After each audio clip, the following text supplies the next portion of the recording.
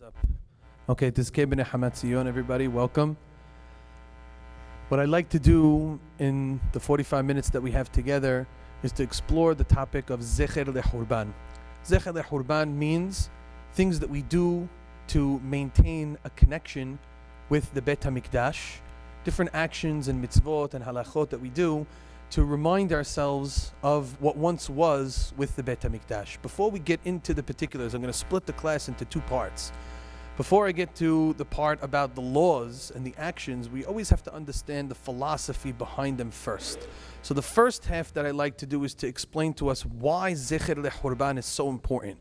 What do the rabbis have to say about the philosophy behind maintaining this connection to Eretz Yisrael and in particular to the Bet Mikdash? Why don't we just say, look, what once was, we're going to move on, we're going to put it in the rear view mirror, and we're going to try to press forward to something else.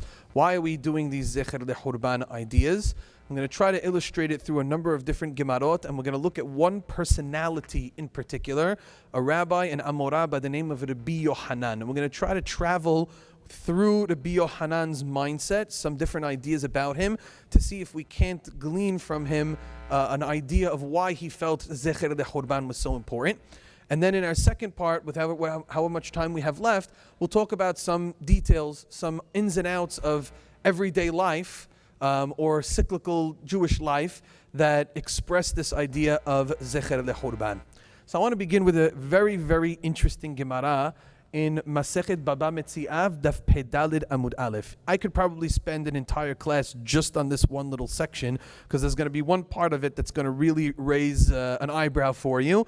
We'll touch on it a little bit, but I'm going to admit to you that we're probably not going to go into great depth. And we have a lot of women here, so I think they're going to even be more struck by it. Yes? Go ahead, no. By the way, class participation, always great. We'll have that, yes. No, a good question. We're not talking about Rabbi Yohanan ben Zakkai. Rabbi Yohanan ben Zakkai was a Tana who was the leader of the Jewish people during the destruction of the Bet Mikdash. We're going to discuss an Amorah who lived a little bit later than that. His name was Rabbi Yohanan. Rabbi Yohanan was a student. He lived a very long life, almost to about 100 and something years. And he spent 60 years composing the Jerusalem Talmud. So the Jerusalem Talmud was orchestrated by him in about the year 350 CE. But he also studied with Rabbi Yehuda HaNasi, who wrote down the Mishnah in the year 200 CE. So you're looking at someone who lived maybe 150, 170 years. The rabbis don't talk a lot about why he lived so long, but he did. He was maflig b'shnotav. So that's the Rabbi Yohanan we're talking about. Hopefully that sets the error for people a little bit more. What? He lived in Eretz Yisrael. Rabbi Yohanan lived in Eretz Yisrael, even though the Talmud Bavli was being composed in Bavel, and he composed the Talmud Yerushalmi. Good? Okay. So the rabbis say the following about Rabbi Yohanan. Rabbi Yohanan says about himself, Amar Rabbi Yohanan, Ana ishtaire mishapire Yerushalayim. Says Rabbi Yohanan, I am the last vestige. I am the only one remaining from amongst the good people in Yerushalayim. Hayman deba'e mihze shufre de Rabbi Yohanan. Anybody who wanted to see the beauty of Rabbi Yohanan. When we say beauty, the simple meaning is the physical beauty. Rabbi Yohanan was a very handsome individual. And so they say one who wishes to see something resembling the beauty of Rabbi Yohanan, what should he do? Naitek kasa de kaspa mi besalke. He should take a brand new silver goblet from an artisan and place a diadem of red roses upon the lip of the goblet and position it between the sunlight and the shade. And when you do that, you're going to see a beautiful image. You're going to see a beautiful color, beautiful reflection. And that is the beauty that radiates from the face of Rabbi Yohanan himself. That luster is a semblance. It's only a small vestige of Rabbi Yohanan's beauty. So the Gemara tells us that Rabbi Yohanan was an incredibly handsome person. People who looked at him saw beauty that was unparalleled. And if you tried to recreate it in some kind of an imagery, it wouldn't even hold up a candle to it, but that's the best that you could do. We'll see even more about the beauty of Rabbi Yohanan in the next source. But as a result, look at what Rabbi Yohanan used to do. Rabbi Yohanan hava azil v'yativ ash'aret tivila. Rabbi Yohanan used to wait outside the mikveh. Why would he wait outside the mikveh? Amar, he said, Ki salkan benot Yisrael mitevilat mitzvah, when the daughters of the Jewish people come out of the mikveh from purifying themselves, lifge'u bi, I want the first person that they see to be me. I want them to look at me in the face when they see me. Ki hechi deleheve lehu bene shapire kivate, so that they will have children who are as beautiful as me. Gemire oraita kivate, and those who learn Torah like me. This is a fascinating idea, and like I said, you could just spend the whole class talking about this idea. Rabbi Yochanan takes it upon himself to sit outside of the mikveh, so that women, when they purify themselves before they go home to be with their husbands, they should look at him, see his beauty, and that beauty will translate into their children, and that beauty of Torah will translate into their children. I'm interested to see what anybody makes of that. I saw a few eyebrows go up. Do you think he's full of himself? A little bit of arrogance, a little too much. Anybody agree? Disagree? Agreed. So the question becomes, assuming that we're talking about someone like Rabbi Yochanan, who is one of the great Amoraim, how could we be melamed zechut on him? How could we try to say, assuming he wasn't being arrogant, what might his mindset over here be? He's trying to help people, and he understands that his influence, whether he likes it or not, is very positive on the people. So sometimes if you know who you are, just because you know that you're a great person doesn't mean that you have to shy away. Rabbi Yochanan knows that he's going to be able to help these people in this manner by standing outside the mikveh. And as a result, he says, look, if this is how I can help people, it's not about me. God gave me this gift. God made me this gift of beauty. I want to be able to pass it on, and this is the best way that I know how to do it. For me to lock it up would be a crime and an insult to God. Perhaps that's his mindset as well. I think that what people get stricken about with this Gemara is that typically tzniut, modesty, is something that we preach a lot. And this would seem to be, at first glance, something of an immodest practice, right? That Rabbi Yochanan, we say when women go to the mikveh, nobody else should be around, they shouldn't tell anybody about it, nobody else should know. For him to wait outside the mikveh to see women and know that those women are going to go home and be with their husbands doesn't seem to be a very modest practice. So unfortunately, I'm going to leave you off with that question, and maybe that's something else that you could explore, and we'll talk about it at another time. But yes, that question is definitely here, and a lot of the commentaries seek to address that question. But what I'd like to pull out of this Gemara, yes, Uncle Rob? Correct. Yes. Right, so there could be a sense of embarrassment. It seems as though Rabbi Yochanan did this so often enough that people already knew what the deal was. They knew the score. In fact, they perhaps even wanted it to be that way. They wanted it to be that way because they saw the products that they were getting because of Rabbi Yochanan's actions over here. And I think the biggest thing is not so much the physical beauty, but more so the spiritual beauty that Rabbi Yochanan possessed. We also learned something very powerful over here, that a person's thoughts during a time of intimacy are also very powerful, because how does this work? What's the mechanism by which this works? The people see Rabbi Yochanan, and then as a result they're thinking about Rabbi Yochanan, and that thought translates into their children when they're intimate with their spouses. Again, seems like a very immodest idea, but, and like I said, we'll have to leave it for some of the other commentaries to explain that, but the idea is that thoughts matter. Thoughts count, and thoughts can actually translate into our children and into our grandchildren in a proper or has v'shalom improper way. What I want to take out of this Gemara for me, and for what this shiur I think is the idea that Rabbi Yochanan was the last remaining beautiful person of Yerushalayim. He represented, in his own words, the last great thing about the city of Yerushalayim in his time. And so Rabbi Yochanan viewed himself as a Zecher LeHurban, so to speak, as what could be, what is the totzaot, the results of the city of Yerushalayim from its glory. Like we said, Rabbi Yochanan lived a very long life. So to look at him was to look at what Yerushalayim could potentially produce. To give you like a mashal, when you think about, if imagine someone had the opportunity to see today Hacham Yaakov Katzin alav shalom. You look at him and you say, wow, that's the community, right? You could look at one person and say, he's an emblem of what our community represents. Rabbi Yochanan was that for the city of Yerushalayim, and as the years continued to pass and the deterioration happened, You could only know what Yerushalayim, a little glimmer of what Yerushalayim was, by looking and exploring at the life of Rabbi Yochanan. Joe, let's go to the next source. Now, with that in mind, I want to read you another Gemara in which Rabbi Yochanan is present, and another very strange incident that takes place. The Gemara tells us that Rabbi Yochanan's learning partner, his Hevruta, a rabbi by the name of Rabbi Elazar ben Pedat, got sick. And so Rabbi Yochanan went to visit him. Let's look at the Gemara. It says Rabbi Elazar halash. Rabbi Elazar became ill. Al legabe Rabbi Yochanan. So Rabbi Yochanan came to visit him. Hazad hava kagane bebet afel. And Rabbi Yochanan saw that Rabbi Elazar was sitting in a dark room. You know, sometimes people get migraines or headaches or have very ill. They have to sit in a dark room. Light bothers them. So what did Rabbi Yochanan do? He wasn't happy that he was in a dark room.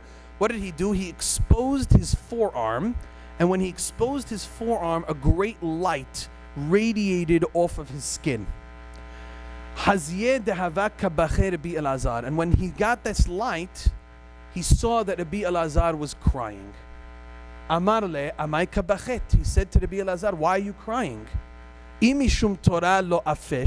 it's because you feel you have not studied enough Torah and you're now ill and are feeling like you're going to depart this world, Shanino, we already know, it doesn't matter how much or how little Torah you studied, as long as your heart was in the right place. So even if you, Rabbi Elazar, feel you didn't study enough Torah that you were capable of, you did the best that you could as long as your heart was in the right place. Don't worry, don't lament, don't cry over the Torah that you feel you did not have an opportunity to study. And if you feel bad because you don't have a lot of money to pass on to your children and to your family, Lo kol adam zoche l'shtei shulchanot. He says, not everybody is zoche, merits to be able to eat from two tables. What does that mean, to eat from two tables? Not everybody has the zechut of being a great giant in Torah and at the same time being very wealthy. It's often one or the other. Not to say that people who are wealthy don't have to study Torah and that people who study Torah don't earn a living and don't have it, but it's very hard to be on a level where you get the zechut of being an amazing Torah personality and Hashem also showers immense wealth upon the person. It's either one or two. So Rabbi Elazar, you're a great Tamid Hacham, you're a great Torah scholar. The fact that you weren't very wealthy, don't worry about it. You'll have a great reward in Olam Haba. So and at that, he's saying, why are you crying? What is it that you're sad about? Answers Rabbi Elazar, Amar le, excuse me one second. He says, he also says, if there was one other thing, he says, if you feel like you didn't have enough children, Rabbi Yochanan says, this is the bone of my 10th child that I lost.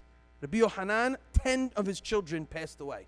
And so he tells him, if you think that you've suffered as far as your children are concerned, nobody suffered as far as children are concerned more than me. So there's nothing for you to cry about. Amar le, so he said to him, I'll tell you why I'm crying. When you exposed the light and I saw your face, I'm crying for the beauty that I see in front of me that's going to go into the ground. In other words, you, Rabbi Yochanan, are such a beautiful person, so handsome. I'm lamenting the fact that eventually you're going to die and you're going to go into the ground and you're going to deprive people of that beauty. This is Rabbi Elazar before he dies. Amar le, Rabbi Yochanan said to him, Alda vaday kabachet. For something like this, you're right. It is worth crying for. Now again, this sounds like another little tinge of arrogance on the part of Rabbi Yochanan, but I don't think it is. Rabbi Yochanan and Rabbi Elazar are having a very deep conversation with each other about what it means to be the final person to represent Yerushalayim and Torah, and that's what Rabbi Yochanan is. And so Rabbi Elazar says, when you die and you're buried and your beauty, quote unquote, goes with you, the beauty of Torah, the beauty of the city of Yerushalayim is going to go with you. How will we remember the city of Yerushalayim when you're no longer available, when you're no longer there? These two Gemarot, I believe, have a very strong connection to each other, that Rabbi Elazar is lamenting and crying the passing of Rabbi Yochanan because he also knew that Rabbi Yochanan was the last vestige of what it means to be somebody from Yerushalayim. The story ends, and it's just important to see that, by the way, this story is in the context of people who suffer, accepting suffering. So the story ends that as they're crying together, he says, "Ubechot tarvayhu," they cried together, "Adehachi ve'adehachi amar le." So in the course of their crying, Rabbi Yochanan said to him, "Havivin alecha yisurim," do you enjoy the pain? Are you relishing the suffering that you're experiencing? Amar le, Rabbi Elazar said to him, Lo hen velo secharan. I don't want the suffering, and I don't want the reward that comes with the suffering. Because the rabbis over here are trying to express the idea that suffering can sometimes bring reward with it. You suffer because of our avonot, because of our sins, we get teshubah. In some situations we suffer and Hashem just gives us extra reward for the suffering. So these are the great rabbis of the generation. Rabbi Elazar and Rabbi Yohanan tells him, do you enjoy the suffering? He says, I don't want the suffering and I don't want the reward that comes with the suffering. So if you ever think to yourself, if you ever at night saying to yourself and someone tells you, it's okay that you're suffering kaparat avonot, right? And you say, I don't really want the kaparat avonot. I just like to have not be suffering. You're not alone, right? You're not alone. There are rabbis who had to deal with the same exact thing, and they too said, I don't want the suffering. So I guess my point is, on the side, a little tangent is, don't feel guilty for yourself if you don't enjoy suffering or you have a hard time processing suffering. That you should say, well, and I'm a bad person because I don't relish it, because I don't say kaparat avonot. If it bothers you and it's painful when you're in that situation, it's understandable. And we try to work through it. We try to encourage each other and comfort each other. But today's a very painful day. To turn around and say, well, it's okay, it's kaparat avonot, doesn't really fit, right? That's why we don't say that type of thing when you go to a person's house when they're in mourning. You don't turn to them and say, well, don't worry, it was atonement for their sins. That would be a very inappropriate, very insensitive thing to say to someone who's going through the suffering. And Rabbi Elazar himself is expressing that, I think, as well. Rabbi Yohanan at the end says, Havli yedeh, give me your hand. And Rabbi Yohanan actually cures him in a miraculous type way because of how great he was. So that's how the story ends. But between these two stories, we're learning a lot about Rabbi Yohanan being the last remaining person, that last guy who represents Yerushalayim and what it was, the physical and spiritual beauty that it had to offer. Let's go to, Joe, let's go to the next source. If you turn your page, we'll go to a Mishnah in Masechet Ta'anit. So I want to now connect this idea to something that we mentioned about the day of Tish'a BeAb. In the next source, you'll see that our rabbis tell us that 5 things happened on Tish'a BeAb. Let's read this source. It says, Hamisha devarim ir'u et avotenu b'shiv'a asar b'tamuz v'hamisha b'tish'a BeAb. 5 things happened to our forefathers on the 17th of Tammuz. That was 3 weeks ago today. And 5 things happened to our ancestors on this day, Tish'a BeAb. What are the 5 things of Tish'a BeAb? Nigzar al avotenu shelo yikansu la'aretz. It started with the decree that our forefathers would not go to the land of Israel because they sinned with the Miraglim. V'harev habayit, the Bet Mikdash was destroyed by Rishona u'basheniya, the first and the second. V'nilkeda Betar, the city of Betar was destroyed and captured during the time of the Bar Kokhba revolt. Millions of Jews were killed during that revolt against the Romans. V'nechresha ha'ir, and the city as subsequently was plowed by the Romans. They plowed the city of Yerushalayim. They razed it to the ground. And as a result, the Mishnah says, Mishnichnas Av mema'atim b'simcha. When the month of Av enters, we diminish our happiness up until today, the day of Tish'a BeAb. So I have a question. I've always saw this Mishnah, and I've said, yes, 5 terrible things that happen. But why is razing the city, razing R-A-Z-I-N-G, plowing the city, destroying the city, why is that counted as a separate one of the 5 things that happened on the day of Tish'a BeAb? The Bet HaMikdash being destroyed seemed to be on its own enough of a thing that happened to just focus on that. Why does the Mishnah count separately a 5th thing, v'nechresha ha'ir, that the city was plowed to the ground? Why do you think that the Mishnah would count that separately? Any takers? What do you mean?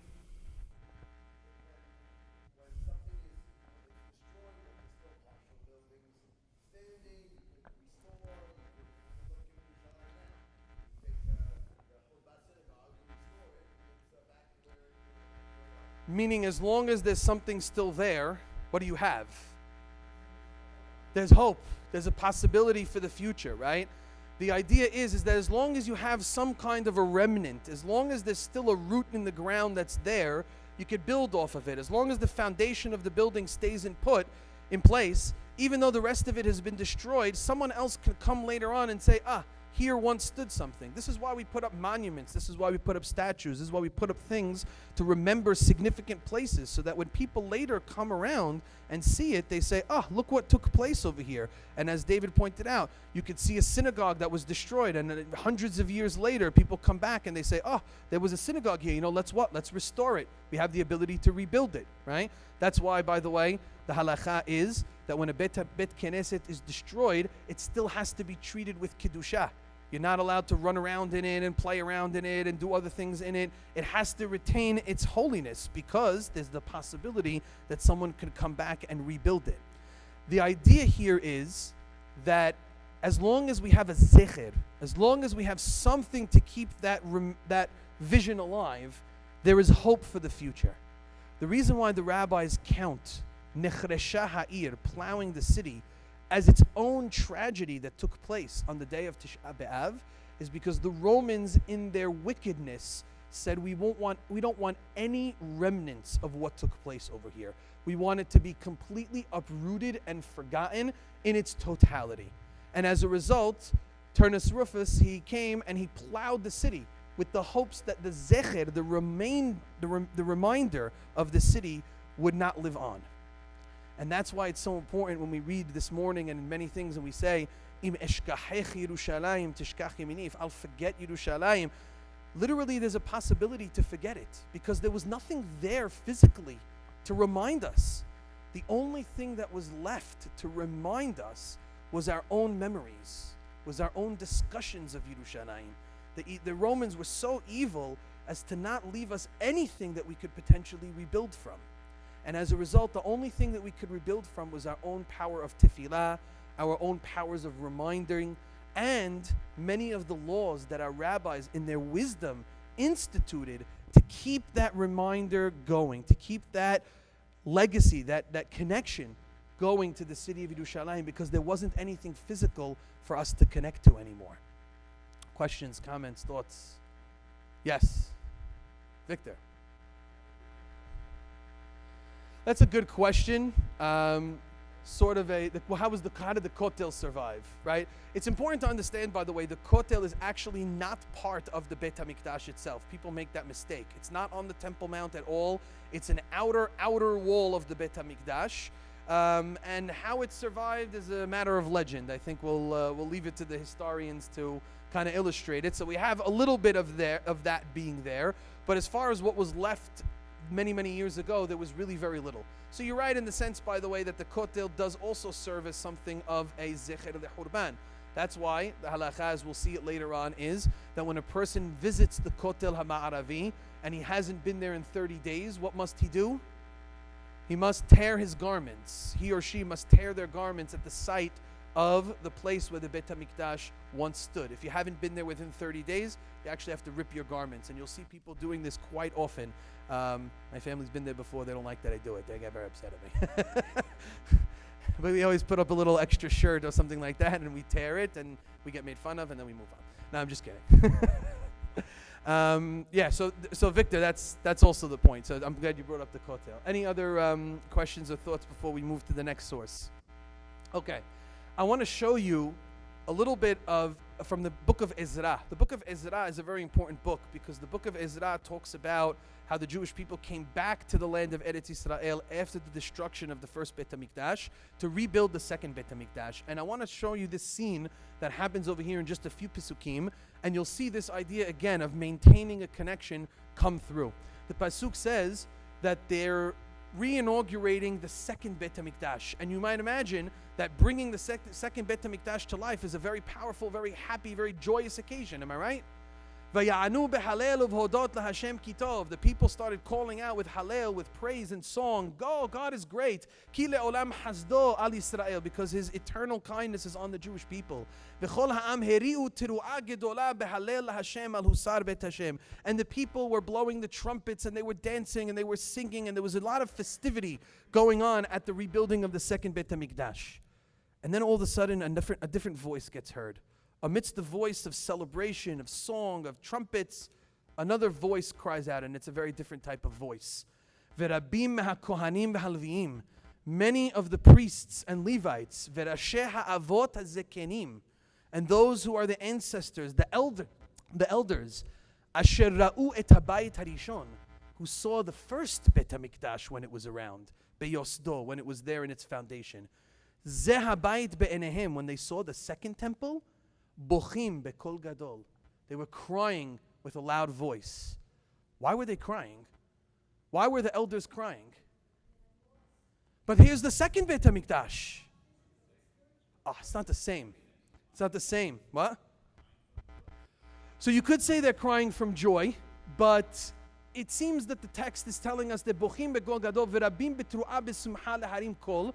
Others are shouting joyously. And then look at the next pasuk. Ve'en ha'am makirim kol teru'at simcha.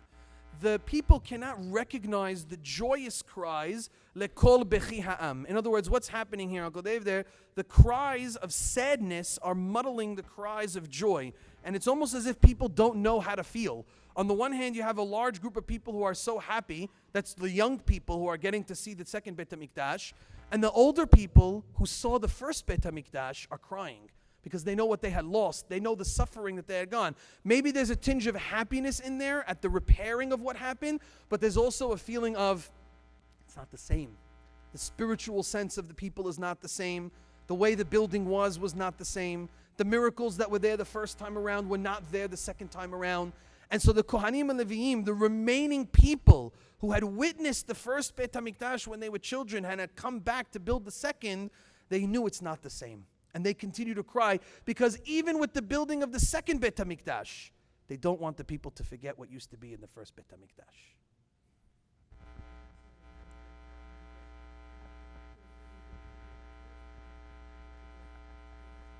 Exactly. And there were many differences. We don't have time to illustrate, but many differences between the two Batei Mikdash. No question about it. And so, again, this idea of maintaining a connection with what once was, even in a time of happiness for what you're rebuilding, is still very, very important, right? So even as we rebuild, I see Mr. Ashkenazi's in the back over there, right? Mr. Ashkenazi, even as we build so many different Batei Knesiyot in our community, what do we always make sure to do? We go back to 67th Street, right? We always make sure to go back to 67th Street, because as beautiful as all the Batei Knesiyot are in our community, we can't forget what we had when we first started here. We can't forget our legacy. We can't forget our roots. So we always go back to that moment, to that building, to remember what we had. Even when we have joy, even when we're building synagogues all over the place, we still say there was something special about that first one. There was something special that we can never forget, that we can never lose in that first one. Joe, why don't we go to the next? Right here. Okay. One last point about Rabbi Yohanan, and then we'll transition into some of the halachot. I just want to keep an eye on the clock here. Oh, we're good. Okay. In the Gemara in Masechet Sukkah, we have another statement of Rabbi Yohanan. What does he say? Amar Rabbi Elazar, Hanesh shiv'im parim keneged mi. On the holiday of Sukkot, we offer 70 bulls as sacrifices in the Bet HaMikdash. Why 70 bulls as sacrifices? Why that number 70? 70 nations of the world, right? That we're actually giving sacrifices on the holiday of Sukkot for the well-being of all of the nations of the world. Says Rabbi Yohanan on that point, Oy lahem lagoyim. Woe to the nations of the world. She'ibdu ve'en yoda'im ma'ivdu. That we lost the Bet HaMikdash, and as a result the goyim, who by the way destroyed the Bet HaMikdash, they don't even know what they lost out of the Bet HaMikdash. Bizman shebet HaMikdash kayam, when the Bet HaMikdash was around, mizbeach mechaper alehem, the altar would give forgiveness and atonement to the goyim themselves. Ve'achshav mi mechaper alehem. Now who has the ability to atone for the Gentiles, to atone for the goyim? So the goyim don't even realize what they lost when they destroyed the Bet HaMikdash. They destroyed something that gave them atonement, that gave them a well-being and a connection with God, much like we had that connection. And so Rabbi Yohanan again is lamenting over here what once was. And it's not a coincidence that it should be Rabbi Yohanan, that last vestige of Yerushalayim, who's saying to the Goyim, woe to you, what did you do? You lost your connection, you lost your remnant when you yourselves destroyed the Bet HaMikdash. And if this is how Rabbi Yohanan says that the Goyim should feel when they lost the Bet HaMikdash, how about us? How should we feel that we've lost the Bet HaMikdash? final Gemara that illustrates the Rabbi Yohanan's connection. Yes, Uncle Dave? Between who? Till what? The building of it? We lost the first Bet HaMikdash in the year 586 BCE. We rebuilt it around the year 516, about 70 years later. Then that second Bet HaMikdash stood for another 420 years and was destroyed in 68. Hence, we counted last night 1,953 years. Some people count from 68, some people count from 70. There's a bit of a debate historically, but 1,953 years since we lost the Bet HaMikdash. The Gemara in Masechet Berachot, the last one, and this is the one that we'll wrap up before we get into some of the laws of Zecher LeHurban, talks about Rabbi Yohanan as well. And you see Rabbi Yohanan had a connection with Rabbi Shimon Bar Yochai. As we said, Rabbi Yohanan lived a very long life. Whether he learned this directly from him or there was an intermediary that doesn't get mentioned here is not clear. But Amar Rabbi Yohanan Mishum Rabbi Shimon Bar Yochai. Rabbi Yohanan says in the name of Rabbi Shimon Bar Yochai, Asur le'adam she'imale sehok piv ba'olam hazeh. It's prohibited for a person to fill his mouth with joy and happiness in this world, in the world that we currently live in, without a Bet HaMikdash. Shene'emar, as the pasuk says, Az yimale sehok pinu. Then we will have happiness in our mouths. Ulshonenu rinna, and our tongues can sing. Ematai, when will that be? Bizman sheyomru bagoyim, when the goyim say, Higdil Adonai la'asot im elle. God did great things with these people when the Bet HaMikdash is rebuilt and they have the opportunity to see the great things that HaKadosh Baruch Hu has done for us. That's when we will see. Did you get the right one over there? I think there's one page, a different one. Yeah, that's when we'll be able to see the greatness of HaKadosh Baruch Hu, and that's when we can have joy. As a result, Rabbi Yohanan's student Resh Lakish says, Miyamav lo mileh sehok piv ba'olam hazeh michi shem'a mi Rabbi Yohanan Rabbe. Resh Lakish did not have any joy in this world from the time that he had heard that statement from Rabbi Yohanan, his rabbi. And so Rabbi Yohanan is an important personality, one who represents the remainder of Yerushalayim, somebody who illustrates to us what the Bet HaMikdash once was. Although he himself did not see it, he was an embodiment of it. He was emblematic of it. And he was sort of a walking version of what could have been in the city of Yerushalayim had we continued to have the Bet HaMikdash. And when we lost him, we lost a very strong connection. And that's the idea that the rabbis are going to try to hone in on, which is, how do we make sure that when Rabbi Yohanan passes away, we make sure not to lose it completely? Because here we have a living embodiment of the Bet HaMikdash, but he's not going to live forever. And Rabbi Elazar is crying that he's not going to live forever. And his students can only take as much from him as they possibly can. How are we going to be able to maintain it? And the answer to that is law, is halakha. We don't always like it, but when we take things that we want to remember for many years and we encapsulate it into a law, into a practice, that's how it perpetuates. Now, there's a danger here, because sometimes when something becomes a law, it becomes a law because of an important philosophy, there's a potential danger that we focus more on the law than on the reasoning behind the law. And that's why I gave you this first part of the shi'ur, so that now when we explore some of the laws that our rabbis instituted to help us remember the Bet HaMikdash, you understand why this was so important to them. It was important to them because the only reason why we're able to be here now, holding on to our Jewish identity, holding on to hope for the future, looking to a better tomorrow for Am Yisrael and the world as a whole, one where a Bet HaMikdash stands to atone for the Goyim, one where there's unity amongst Bnei Israel, one where there's light, like the light that radiated from Rabbi Yohanan's face to bring everybody in together and connect to Hashem. That's what we're looking to have. If we don't continue it through practice, through ritual, it will eventually be lost. And it's really amazing that for 1,953 years we've been able to hold on to our connection to a Bet HaMikdash, which is going to be the secret and is the secret to our survival. We can only do that through a strict adherence to law and practice that has continued to allow us to perpetuate. Without that, it's no doubt in my mind that we would have been lost many hundreds of years ago. So just to take a look at the next source over here, we're on page 3. I want to give you a few ideas about two different types of laws. The first are laws that the rabbis instituted to remember what they used to do in the Beit HaMikdash. Joe, I don't think we're on the right page if you can. I think we got to go. Yeah. One more. Did you get it? You should be on 3 of 4 if you can. There. Now you're on 2 of 4. Something's going on over here. There you go. Perfect. A little bit up. Beautiful. Right there. Laws aimed at remembering the temple. So I want to give you 2 examples of laws that we have, one of which is very practical today. Actually, both of which are practical today, I should say. That are what we call Zecher Mikdash, a remembrance to the Beit HaMikdash. The first is in a Mishnah in Masechet Sukkah. The Mishnah in Masechet Sukkah tells us that in the beginning, they used to take the lulav and etrog for the days of Sukkot, all 7 days, only in the Beit HaMikdash. If you didn't live in the Beit, if you weren't present at the Beit HaMikdash, you only did lulav and etrog on which day? On the first day. Pasuk says, "Ulkahtem lachem bayom harishon." You take for yourself on the first day, peri etzadar kapot temarim anafet savot ve'arve nahal, and you shake it, and then the pasuk says, "Usmahtem lifne Adonai Elohechem." Rejoice in front of the Lord your God, shiv'at yamim, for 7 days. So what did the rabbis say? If you're lifne Hashem, if you're in front of God, meaning in the Beit HaMikdash, that's what it means to be in front of God, then shiv'at yamim. Then you use the lulav and etrog all 7 days.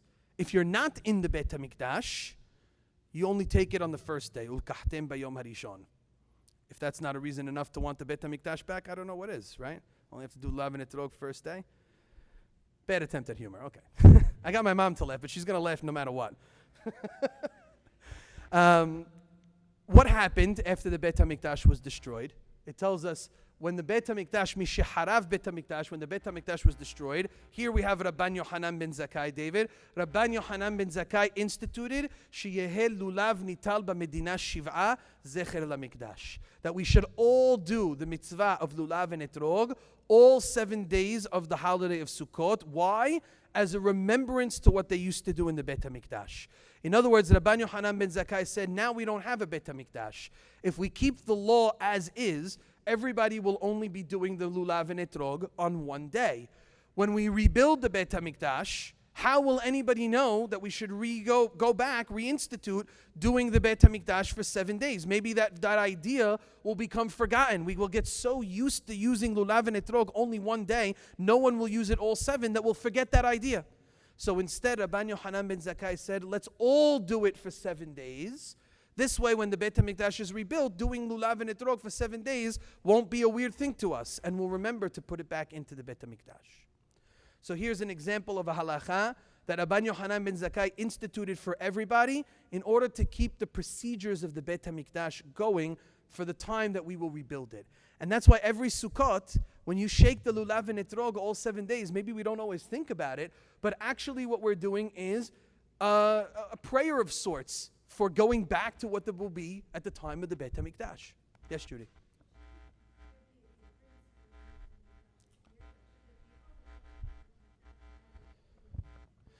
In other words, you're saying that now it won't be so special that we got to reinstitute something into the Beit HaMikdash as it is. So it's a great point. I'll respond with the following. One is, it will still be great because we'll have the Beit HaMikdash, right?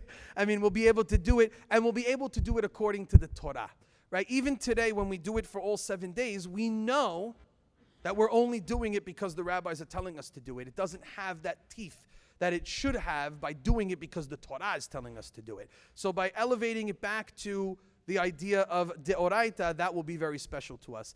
But I could also answer to you that you're right. That might be a little bit of a loss. But the rabbis had a choice to make. Lose out on a little bit of being special when we get back, but we might not ever get there because we might forget it in the first place. So the rabbi said, yeah, it might not be as special anymore because we made everybody do it for all these years, but if we want people to even remember to do it, or want to do it when the Beit HaMikdash comes back, or even care that a Beit HaMikdash should come back, we have to make sure that this practice remains.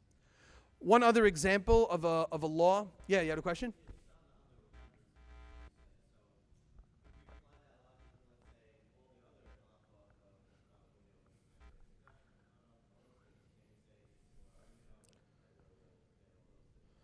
Right. So you're saying, well, so what do you propose? that we should do. We should recreate the Beit HaMikdash as best we can. I mean, that's what they're doing, right? You're saying, why did they choose some and not others? Some laws and not others? It's a good question. I don't know if I have enough time to develop that point just now. Why did they choose certain halachot to encapsulate, to remember the Beit HaMikdash, and maybe others that they didn't?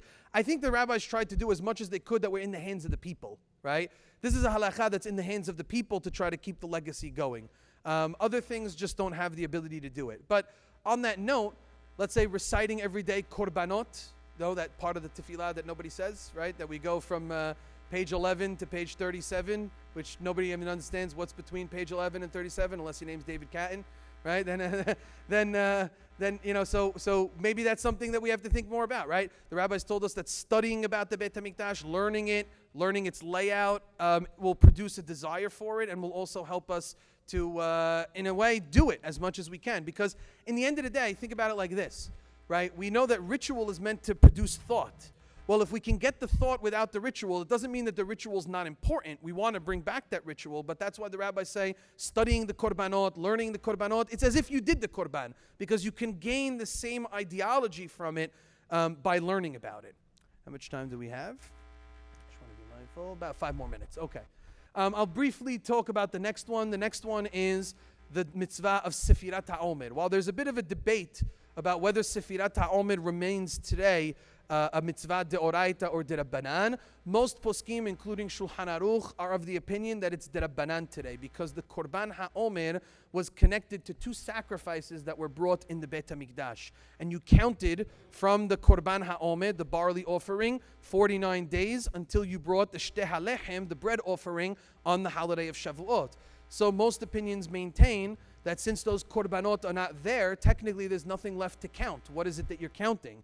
Hence, the Gemara in Masechet Menachot says they had a debate: should you count days and weeks, or days or weeks? And one opinion, the opinion of Amemar, he says, I only count the days, I don't need to count the weeks. Why? It's only a Zecher LaMikdash. It's only a remembrance to the Beit HaMikdash. The fact that we're counting the Omer today is not a mitzvah from the Torah according to this approach. It is merely to keep alive the concept of Sefirat HaOmer, in order that when the Beit HaMikdash is restored and we bring back those korbanot, we know that there's a concept of counting. Otherwise, we would have gotten so used to not doing this counting, who knows if we would bring it back once the Beit HaMikdash was rebuilt. And that's why at the end of Sefirat HaOmer every night, what do we say right before at the end? Harahamanu yahazir avodat Beit HaMikdash limkoma b'nami amen. Right? We say that HaKadosh Baruch Hu should return the service of the Beit HaMikdash. Why do we add that little line in after we count the Omer? To remind us that we're really not counting the Omer as it's meant to be counted, because we don't have the service of the Beit HaMikdash anymore, which is really the essential part of the mitzvah. So, without going into great detail, I quoted over here a number of halachot from the Rambam in his laws of fast about things that we do to remember the Beit HaMikdash. The last 2 laws were things that we do to remember the processes of the Beit HaMikdash, the mitzvot of the Beit HaMikdash. And to keep alive the existence of the Beit HaMikdash, our rabbis instituted a number of different things. The most famous one that everybody knows is our procedures at weddings, right? At weddings, we have the custom. We don't have the custom, by the way. Others have the custom that and it's even though it's brought down by the Rambam and the Shulchan Aruch as well, to take ashes and put them on the place of the tefillin, where the tefillin of the groom would be. Very interesting practice. They would take ashes, place them on the forehead of the hatan, to remind him of what we'll say this evening, pe'er tahat efer, that your tefillin take the place of the efer, but to keep the ashes on the place of your crown, of your glory. How can you wear a crown as a hatan, as a groom, when the crown of the Jewish people has fallen? Nafela ateret roshenu, we say. So how could you keep that crown on when the crown of the people is not there? They would put ashes in that spot. Shulchan Aruch writes, we don't do this anymore today because we're not certain that everybody puts on tefillin today. The mitzvah of tefillin has become so weak in our hands that we can't guarantee that a person puts on tefillin. We don't want to give him the ashes if he can't replace it with his tefillin the next day. So it's an interesting custom that we've lost, but I think Ashkenazim do keep that custom alive. For anybody who's been in an Ashkenazi wedding, you'll see them put the ashes on the forehead of the hatan. Our most famous thing that we do at a wedding is breaking the glass, reciting Im Eshkachech Yerushalayim, which we do at all of our formal happy ceremonies, and breaking the glass tahat hachuppah. there are different customs when it comes to this as well. Rabbi Aluf always tells us that the custom that he once witnessed is that they actually take the glass and they throw it at the wall. They don't step on it with their foot. They throw the glass at the wall. He says to step on it with your foot is disrespectful, right? It's like you're putting the Bet HaMikdash beneath your foot. So they don't like to do that. But there's different practices here. But that's why it's important. You know, it's weird. The breaking of the glass at the chuppah is probably one of the most misunderstood customs, because it's break the glass, hey, Mazel Tov, everybody's very happy, right? It's like it became like the thing that cemented the marriage, right? People think you're not married until you break the glass, right? And I'm not particularly a fan, I don't want to call any particular people out, but not particularly a fan of rabbis who make a joke at that moment of, this is the last time you're going to put your foot down against your wife, right? That's not a joke that we should be telling. Number one, because it's not nice. That's number one. It's also not funny anymore because we keep saying it. And number three, what it really bothers me about that joke is the fact that this is a moment of seriousness. The person's about to break the glass to remember the destruction of the Bet HaMikdash. Not really the time, in my opinion, to be making a joke about putting your foot down, right? So these are things that I think sometimes get a little bit misunderstood, because we don't want to be in pain, we don't want to be in suffering, we don't want to be in mourning, but we have to continue to do these things because they're the secret to our existence. If we don't have the Zecher LeHurban, as the rabbis put it down for us, and we don't continue to practice it, then when Rabbi Yochanan passes away, the last of Shapirei Yerushalayim, who's going to be able to continue his legacy? And so there's a lot more here. You could feel free to take the sheets and take a look at it. There's other things like leaving places empty at a person's Shabbat table, a person's dinner table, things like not wearing all of different ornaments and jewelry, leaving a portion of a person's home unfinished when they build it and lime it in order to remember the Bet HaMikdash. All of these different things. Your home, how could your home be finished when the home of HaKadosh Baruch Hu is not finished? So all of these things, while they're not pleasant, while we don't like them, they help us to keep our identity. They keep our nation plugging along. They keep us alive. And that's why we have to make sure to continue them, to follow them, to put them into practice, and to remember the philosophy to maintain that connection with HaKadosh Baruch Hu. Thank you so much.